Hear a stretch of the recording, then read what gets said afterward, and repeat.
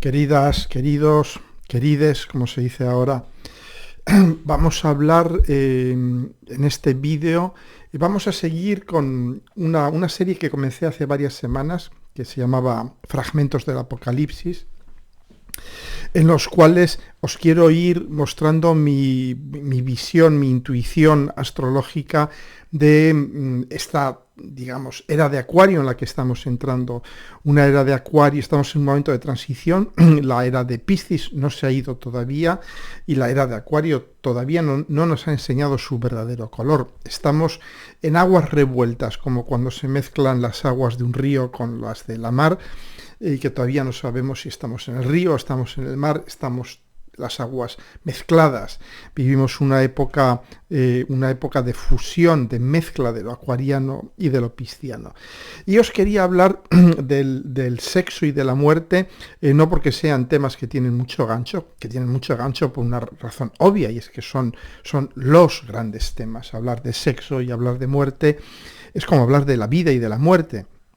Es decir, hablamos prácticamente de los dos grandes ejes existenciales de nuestra vida, como individuos y como especie, como colectivo. Pero yo creo que el sexo, el tratamiento que le damos al sexo y el que le damos a la muerte van a ser probablemente, van a evolucionar enormemente, van a cambiar enormemente, lo estamos viendo, estos cambios están ya sucediendo y los vais a ver conforme vayamos recorriendo diferentes temas en este vídeo. Entonces, hacía tiempo que quería hablar de esto y bueno, pues esto es lo que me ha salido. Empezamos por el sexo. Antes de hablar del sexo en la era de Piscis y el sexo en la era de Acuario, hay que hablar del sexo, hay que ver qué es el sexo. Bueno, el sexo es un invitado embarazoso, un huésped, yo diría, poco recomendable, tanto para la era de Piscis como para la era de Acuario. Ninguna de las dos eras son grandes fans del sexo. ¿Y por qué? ¿Por qué es esto? Bueno, porque el sexo es la gran herramienta evolutiva. El sexo es a nivel evolutivo la herramienta más poderosa de supervivencia que tenemos. No como individuos, sino como especie. Esto es algo obvio. Y de ahí viene un poco el hecho de la conexión con Plutón. Plutón es un transpersonal. A los transpersonales les importa un carajo lo que nos pasa a nosotros. Los transpersonales trabajan a nivel colectivo. Y Plutón realmente, a través del sexo, lo que está velando, entre otras cosas, es por la supervivencia no del individuo, sino de la especie. Me diréis, bueno, ¿y cómo vemos el sexo astrológicamente? ¿Cómo se ve en una carta natal el sexo? Bueno, es complejo. Si fuera simple, pues ya los astrólogos os hubiéramos dicho, pues mirad, es tal, es Marte, es Plutón. No. Es un complejo. Es lo que se llama un complejo psicológico, si queréis, es el complejo que forman Plutón, Marte, Venus, en menor medida, yo diría, el Sol y la Luna, pero sobre todo el Sol, Marte y Plutón, Marte, Venus y Plutón, también la casa 8 y la casa 2, también el eje Escorpio-Tauro. Esto es, y también efectivamente los planetas que tengamos en la casa 8, en la casa 2, en Escorpio, en Tauro, y las relaciones de Plutón, Venus y Marte. Por supuesto, no voy a desarrollar aquí una teoría del sexo en base a este complejo. Hay que irlo viendo caso por caso y escuchando historia por historia, ¿no? Pero lo que quería deciros es que esta fuerza imparable, esta pulsión, yo diría, arrasadora que es el sexo, ¿qué es lo que hace? Pues el sexo es el mayor útil, digamos, de revolución, de liberación personal. Y ahí ya surge la gran diferencia con Piscis y con Acuario. Piscis y Acuario son signos colectivos, transpersonales, operan a través de lo transpersonal. Mientras que el sexo opera a través de lo muy, muy personal. El sexo no se practica colectivamente, salvo en, digamos, algunas fantasías desbocadas. El sexo se opera a uno o a dos, normalmente. Y digamos que esa operación del sexo, ¿a qué nos lleva? Nos lleva a la desnudez. El sexo se practica desnudo. Y ya empezamos a ver un poco de qué va esto del sexo. Uno se desnuda físicamente, pero se desnuda también psíquicamente. Uno ve las cicatrices, las heridas del otro. Uno ve las vulnerabilidades y uno ve sus propias vulnerabilidades reflejadas en el otro, las propias heridas.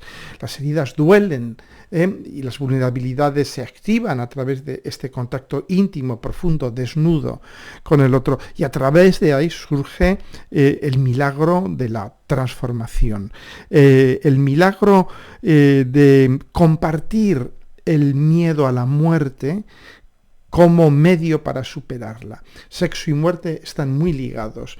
La muerte es agonía y muerte, finalmente, y el sexo es agonía y éxtasis. El sexo es tan liberador porque nos hace saber, no de una forma mental, sino de una forma, yo diría, casi que profundamente biológica, casi que a nivel de nuestros cromosomas, nos hace saber que el éxtasis y la muerte son la misma cosa. Y de esta manera nos libera de la muerte, nos libera del miedo a la muerte, nos hace de algún modo novios de la muerte, nos hace enamorarnos de esa petite mort que llaman los franceses al orgasmo, al sexo, ¿no? Entonces, esta fuerza motriz que es el sexo nos lleva a encontrar la vida en la muerte, la unión en la separación, el desapego en la fusión. Nos lleva también a generar beneficios evolutivos para la especie, porque es el sexo, la atracción sexual, la que nos lleva a copular con unas personas o con otras, tener hijos con unas personas o con otras, y este es el futuro de la especie. Finalmente, esta es nuestra arma secreta para sobrevivir como especie, ¿no? Bien, y lógicamente el sexo nos produce una liberación. El sexo es lo más catártico, lo más subversivo, lo más revolucionario que existe a nivel personal. No hay nada como el sexo.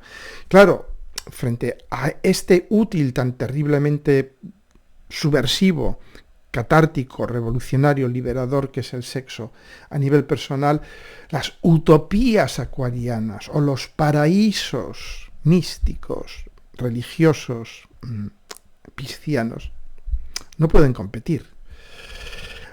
Y de ahí viene el gran miedo, ahí viene la represión, tanto en la era de Piscis, como lo vamos a ver ahora en la era de Acuario, de la sexualidad, porque es algo con lo que no pueden competir. De algún modo el sexo es lo que nos hace libres, verdaderamente libres a nivel personal. No la práctica compulsiva, la práctica abusiva, la práctica puramente, yo diría, animal del sexo, sino el captar la energía transformadora del sexo, el dejarnos llevar por estas experiencias que conjugan lo agónicamente doloroso con el éxtasis, ¿no? Bien, entonces hasta aquí mi explicación del sexo y mi explicación de por qué el sexo no gusta ni en Piscis y no gusta tampoco en Acuario. Pero bueno, vamos a ver cómo vamos a ir viviendo nuestra sexualidad, cómo va a ir de algún modo Acuario conjugando el sexo. Pues vamos a pasar, fijaros, es muy interesante, porque la sexualidad en la era de Piscis, pues había una sola sexualidad, que era la sexualidad del hombre. La mujer no tenía sexualidad. O sea que es una sexualidad, digamos que la era de Piscis realmente llevó al sexo a su mínima expresión, ¿no? A partir de la revolución sexual de los años 60, con la conjunción Urano-Plutón en Virgo, ahí se produce una revolución sexual, hay un inicio muy fuerte del movimiento feminista, de la liberación de la mujer, todo este movimiento que conocemos bien, a partir de ahí ya se empieza a liberar. Las mujeres pueden tener sexo también, pueden tener sexualidad. Ya pasamos de una sexualidad a dos. Hemos avanzado, hemos multiplicado por dos, ¿no? Pero ya a partir de ahí hay muchísimos cambios. Y porque eso ya es un fenómeno de, digamos, de preera de Acuario, la revolución sexual de los años 60, ¿no? Y ahora llegamos a no una ni dos sexualidades, sino miles de millones de sexualidades. Es decir, en la era de Acuario se celebra también lo que es único, porque claro, Acuario, que va a tratar de universalizar, es la, digamos, la acción básica de Acuario, universalizar modelos de conocimiento, pero al mismo tiempo va a generar la necesidad de diferenciarse dentro de esa universalización. Y la sexualidad va a ser, bueno, todo, Acuario va a hacer que todo sea un elemento también de alguna manera, de unicidad, de hacernos diferentes, originales los unos con respecto a los otros, ¿no? Y esto es lo que tenemos ahora mismo, ¿no? Tenemos una explosión que por otra parte es muy saludable, de decir, no, yo no soy ni homosexual, ni heterosexual, ni lesbiana, ni gay, ni nada de esto, yo soy yo, con mi vivencia sexual, que es única, digamos, privativa de mí y que puede cambiar durante el tiempo, ¿no? Es decir, que pasamos de una sexualidad a dos a miles de millones, ¿no? Esto va a ser un poco la era de Acuario en cuanto a definición de la sexualidad. Luego va a pasar, es muy interesante cómo está pasando ya rápidamente, lo estamos viendo, está pasando de pecado en la era de Piscis a objeto de consumo en la era de Acuario. La era de Piscis era un pecado. ¿Por qué? Fundamentalmente porque por este miedo, ¿no?, de que quien encuentra su propia capacidad de trascender la angustia, la muerte a través del sexo, no va a andar buscando paraísos naturales o artificiales en experiencias místicas o religiosas, ¿no? Entonces, claro, se culpabiliza el sexo, porque es una competencia demasiado dura. Entonces, pasa de ser pecado, y la era de Acuario, que también Acuario dice, no me termina de convencer esto del sexo, da demasiado poder a las personas individuales. Con uno solo, se juntan dos y hay que ver la que montan, ¿no? Entonces, y además prácticamente es autosuficiente, basta con dos personas para ya montar una experiencia sexual absolutamente revolucionaria, ¿no?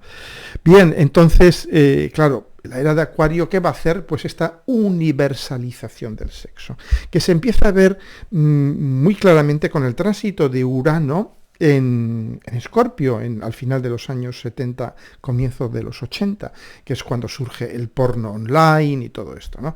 Es decir, el sexo se convierte en un objeto de consumo. Esto no os lo tengo que explicar porque lo estamos viviendo cada día, ¿no? Bien, bueno, ¿y a dónde vamos? ¿Hacia dónde vamos? Yo creo que todo esto comienza, el gran pistoletazo de salida de la revolución sexual de los años 60, en que hay un empoderamiento, comienza el empoderamiento femenino, comienza también, yo diría, la incorporación de los métodos de control de la natalidad que dan por fin a las mujeres un cierto poder y una cierta, yo diría, autonomía con respecto a su propio cuerpo, y lo primero que hace esto es desacoplar, disociar la reproducción de el sexo. Y esto ya es una auténtica revolución. Vemos cómo a nivel demográfico los países occidentales ya caen absolutamente en picado. ¿Por qué? Pues porque las mujeres se dan cuenta que pueden hacer otras muchísimas cosas en la vida que no sean cuidar y parir niños uno tras otro y cuidarlos, ¿no? Bien. Pero hay algo muy interesante, es que no solamente se disocia con respecto a la reproducción, sino que se está disociando con respecto a otros dos ejes. Y si os dais cuenta, son los ejes de Tauro Escorpio.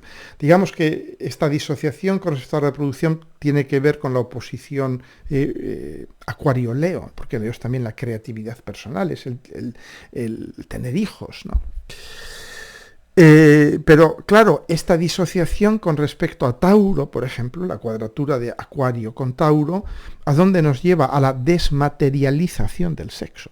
Y esto de nuevo no os lo tengo que explicar, ahí lo tenemos, todo el porno online, el consumo, yo diría, absolutamente abrumador, sobre todo por las nuevas generaciones, ¿no? de porno online, hasta el punto de que el porno online acaba sustituyendo al sexo físico, tangible, taurino de los viejos tiempos, ¿no? Y también acaba sustituyendo, o sea que hay una disociación del mundo material para pasar a este mundo virtual acuariano, un mundo que, como todo lo virtual, todo es posible. Vemos en el porno cosas que dices, esto yo no podría hacer nunca. Claro, en el mundo material no puedes hacer ese tipo de cosas. Digamos, el mundo acuariano, la mente da para todo, pero no el mundo taurino material. Y lo mismo sucede con el mundo escorpiónico, el mundo del sentimiento, de la fusión emocional, del contacto profundo cuerpo a cuerpo con el otro, ¿no? Es decir, que hay una disociación con el mundo material y con el mundo de lo emocional. ¿Es grave, doctor? Bueno, no en tanto en cuanto sepamos poner barreras a todo esto, poner límites a todo esto, ¿no? Pero vemos ya cómo es la nueva ecuación del sexo, cómo se está moviendo. No es material, no es emocional, no está orientado a la procreación. Va a ser un sexo, claro, con una componente tecnológica brutal y creciente. Esto es solo el principio. Lo que estamos viviendo ahora mismo es solo el principio. Y no me preguntéis dónde acabaremos porque no lo sé, pero ahí tenéis toda la ciencia ficción del mundo, ¿no? Los robots, los cyborgs, las realidades virtuales, las drogas de diseño, etcétera, etcétera, etcétera, ¿no? De algún modo se está moviendo el sexo hacia el campo de lo social, ¿eh? Lo veis, las aplicaciones de online dating y todo esto, realmente el sexo es ya una especie de cosa social. Uno tiene sexo para conocer gente, como se decía en el antiguo chiste, ¿no? Dice, se conoce gente. Sí, pero es lo que está empezando a suceder, que uno conoce gente copulando, ¿no? O sea, la cópula, la fornicación, el vulgar polvo, es ya no, ya se le despoja de esta carga, de esta enorme carga de sensualidad taurina y de intensidad emocional escorpiónica, para pasar a ser un evento social, ¿no? Bien, de alguna manera es lo que llaman, en inglés le llaman the dating apocalypse, ¿no? El apocalipsis de las citas, ¿no?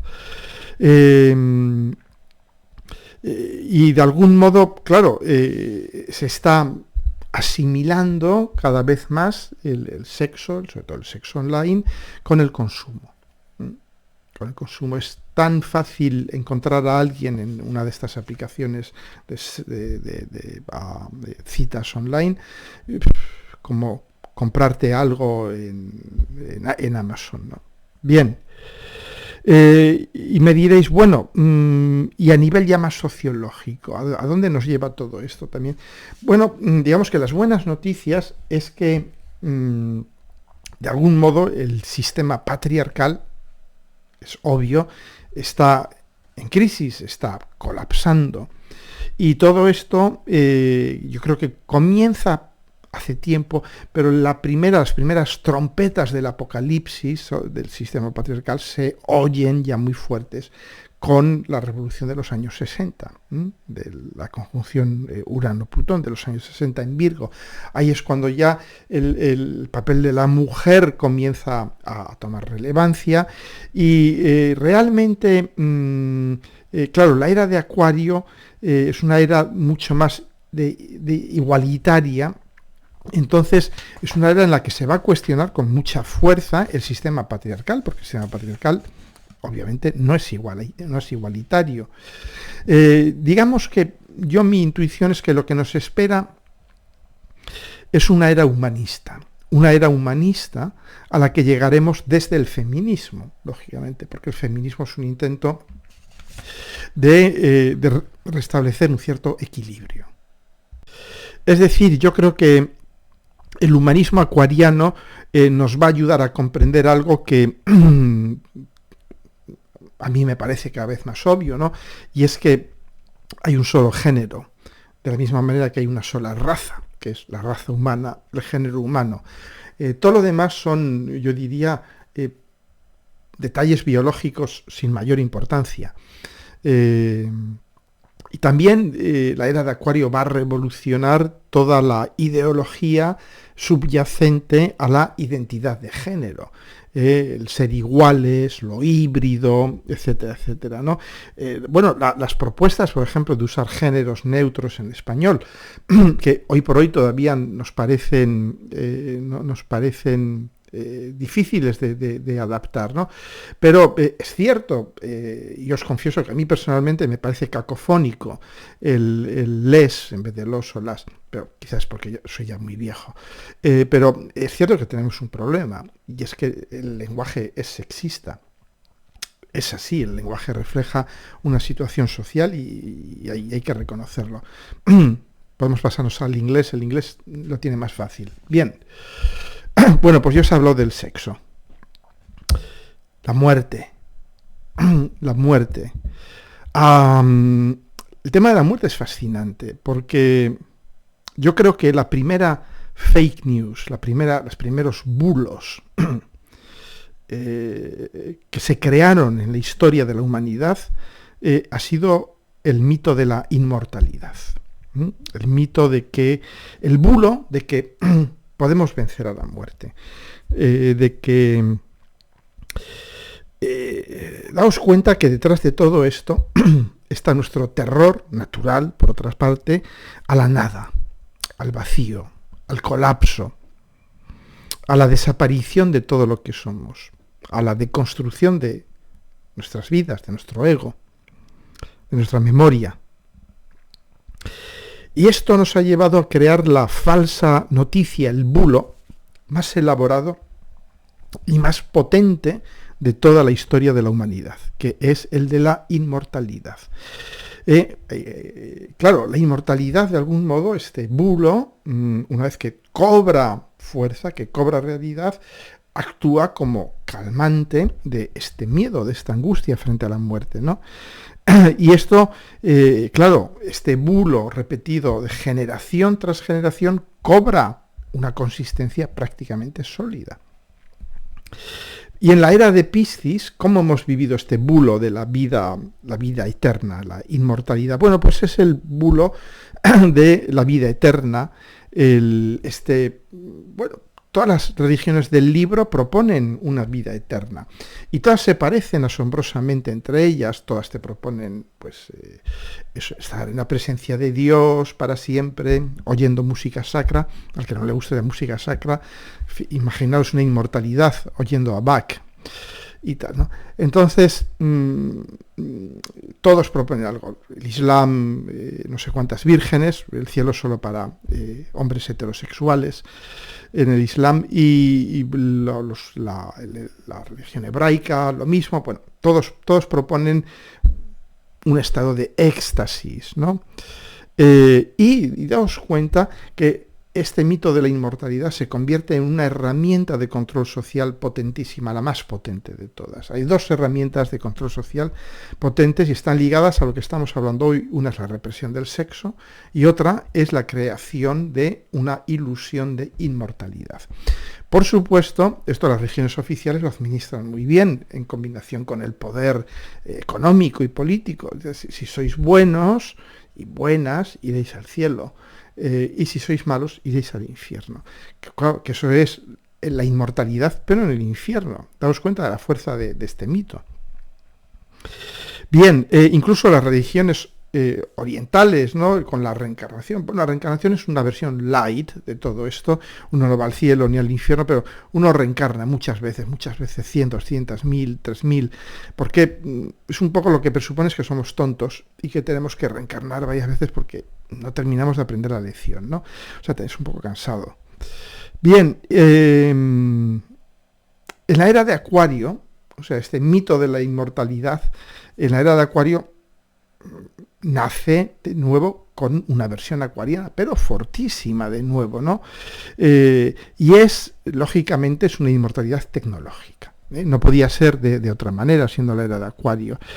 ¿Cómo? Pues de muchas maneras, bien deteniendo o incluso revirtiendo el curso del envejecimiento tecnológicamente, o incluso llegar a vivir eternamente con órganos artificiales, manipulaciones genéticas. Philip K. Dick ya escribió muchísimo sobre esto. Basta con que leamos la ciencia ficción y algunos de los iluminados que andan por ahí dando conferencias sobre todo esto para saber un poco cuál es el nuevo mito de la inmortalidad acuariana, ¿no?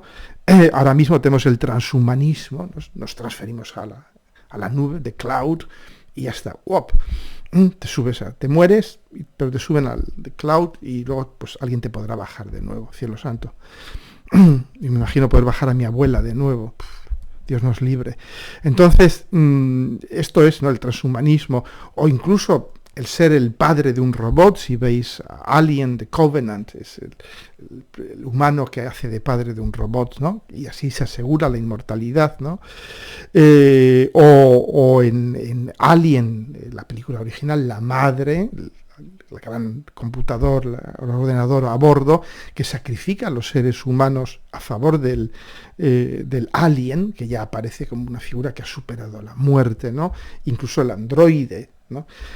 Entonces es interesante todo esto, ¿no? El cómo la ciencia ficción proyecta intuiciones muy iluminadoras, porque lo que nos muestra estas películas es que nuestras fantasías sobre la inmortalidad pueden acabar siendo más mortíferas que la muerte misma.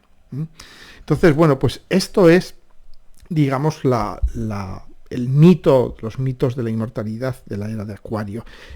Estamos al principio, esto va a evolucionar muchísimo más y como todos los mitos, como el mito de la vida eterna en presencia de Dios de la era de Piscis, nadie puede probarlo, pero claro, tampoco nadie puede probar que es falso, porque nadie puede decir me morí y he vuelto y sí, está Dios allí, estamos todo el día cantando loas al Señor, ¿no? Nadie puede probar nada de esto. Y con los mitos acuarianos pasa exactamente lo mismo, porque efectivamente la ciencia, la medicina, la genética van a avanzar mucho, nuestras vidas, sobre todo los que tienen dinero, es decir, los que son buenos, van a poder ser alargadas, mejoradas en calidad, física al menos, y siempre, de alguna manera, nos quedará esta ilusión de que algún día podremos ser eternos. Claro, aquí veis la conexión entre el sexo y la muerte. Ya somos eternos. No tenemos por qué buscar ni un paraíso pisciano ni una utopía tecnológica acuariana, porque es a través del sexo, a través de Plutón, podemos trascender la muerte, no nosotros, sino colectivamente. Bueno, vaya rollo, casi 28 minutos. Voy a conseguir dejar un vídeo por debajo de media hora. Pues esto es lo que os quería decir sobre el sexo y la muerte en la era de Acuario. Os dejo aquí el enlace con mis vídeos, con mis cursos. Estoy ya renovando muchos, estoy poniendo los textos. Cuando haya terminado ya os avisaré, pero ya están, de todas maneras, de aquí a 2 o 3 semanas habré terminado de poner textos a todos mis vídeos, de manera que no tenéis por qué tomar apuntes. Y empezaré en junio, julio, ya con el curso de casas. ¿De acuerdo? Bueno, despacito, no hay prisa. Un abrazo, que os lo paséis muy bien.